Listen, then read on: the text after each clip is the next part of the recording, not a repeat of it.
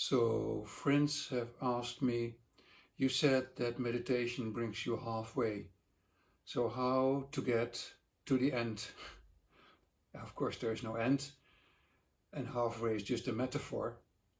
But indeed, meditation is a tool which helps you to become an empty vessel so that you can receive the second half. And we are talking now about the path of inner light, the meditation which prepares you for perceiving Phosphenes.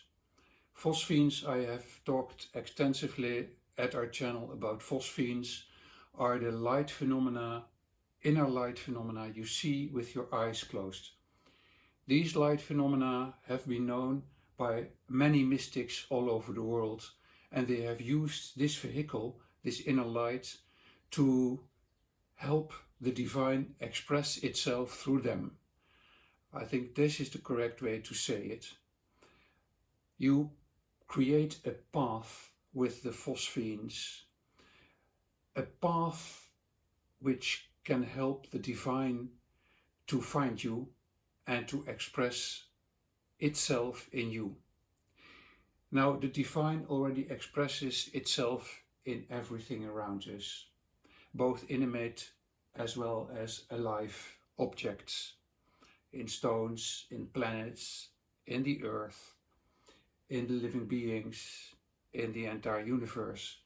The divine expresses itself. But the expression of the divine in us is of an other dimension, because we are gifted with the possibility of awareness, consciousness. And I should actually use the word aware, because it's a process, it's not a thing. Awareness is not a thing, it is a process. It is a verb. So it is possible for us human beings, based on the beauty of the anatomy and the physiology of our central nervous system, to experience Phosphenes with the eyes closed, and to use these Phosphenes to experience the divine expressing itself through us. And then the big difference between the divine expressing itself in everything around us is that if the divine expresses itself in us, we recognize the divine, or the divine recognizes itself.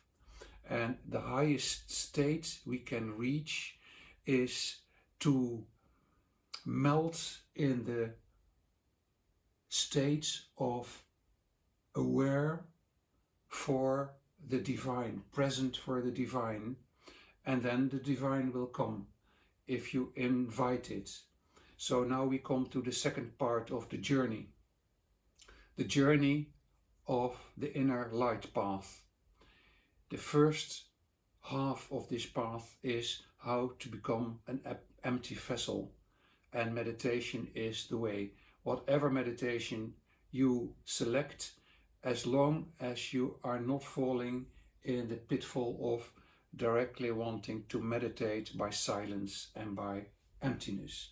Because the state of śūnyatā, the state of emptiness, which is required for the inner light path to lead you to the divine, this empty state, this śūnyatā, is only manifesting in you if you first start to be active, because you need the transition of activity into silence to recognize the silence. And in another video I have expressed myself in this realm by pointing out various meditative ways which can be followed, which are active, and which then, after an initiative activity, go into silence. You slide into silence, you glide into silence, but you need this initial activity, like for instance the shaking meditation, or the gibberish meditation, or the Sufi dancing, or ecstatic dancing, or a Buddha session, or a temple dance, or a Tibetan temple yoga, whatever you need, something active, and then you stop, you sit, you perceive, you glide into śūnyatā, the state of śūnyatā, of emptiness, and then you just watch with your eyes closed. You watch, you initiate the light path by being aware. And then you need to feel the moment which needs recognition of the moment, where you can start inviting the divine to touch you via the inner light. Mostly that moment is when you are really empty, silent, eyes closed, and you start seeing the inner lights. These inner lights first manifest itself as colorful blobs, emerging and disappearing. At a certain moment you will see a grid, a dark blue grid. But this is in my case, and in some cases of my friends, it is not necessarily always a dark blue grid. This is just an indicator what it can be. In this dark blue grid, symmetrical light patterns might happen, point symmetrical light patterns, and you just wait and watch. And it's not that you by willpower can force the divine to manifest in these fractals which happen. It is only by surrendering to the divine that they can happen. And then it will be possible for you to see the face of God. And you will be surprised, because the face of God, if you see it for the first time, is really totally different than the face of an old man.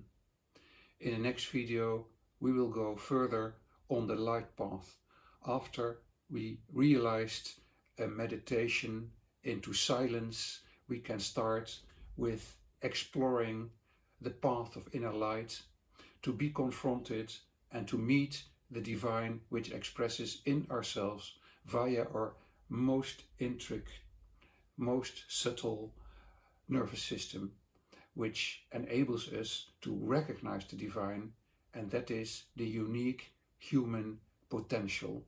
And then once we reach that manifestation of the divine, the Akasha Chronicles will just open for us, and we will be able to see the real truth which we are, and that will be quite a revelation.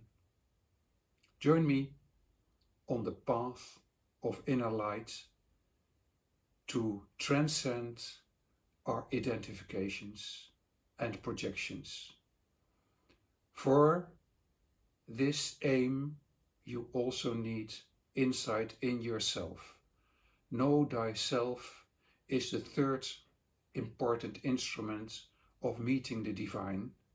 The first is meditation, the second is the inner light path, and the third is esoteric psychology. You have to be able to know yourself, to recognize what mechanisms are happening if you are triggered, in order also to become empty. So these both tools, meditation and esoteric psychology, they converge in the inner light path. And the inner light path itself can only be happening in you if you know yourself, and if you are able to reach the state of silence, śūnyatā.